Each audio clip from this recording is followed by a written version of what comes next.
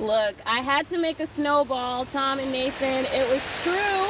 My first snowball here in Hot Springs because the snow is falling, and like y'all are saying, it's some big old flakes out here. So let me take you back to earlier today. We kind of counted that we started seeing something here around 12:20, but it wasn't sticking earlier like you all were saying. It wasn't really sticking on the road. It was kind of just melting off.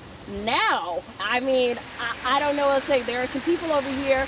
They're checking out the scene. This is absolutely beautiful, you all. As a Georgia girl, like I said earlier, this is a dream. I mean, I was wishing maybe we got this during Christmas, but I think this makes up for it. It's getting pretty heavy out here throughout the day since we've been out here for about an hour and a half.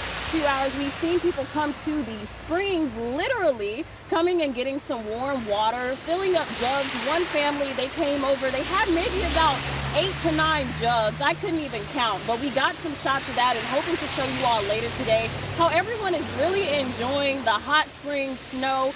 Man, I gotta stop calling it hot springs. We gotta start calling it cold springs because it is freezing out here. Shout out to Tyler for that joke. I mean, check this out. This is a dream. If I was in Hot Springs and I was staying here, I would love it. So we're enjoying it, and I'll go make some more snowballs for you all. Maya, who's the photographer with Maya right now?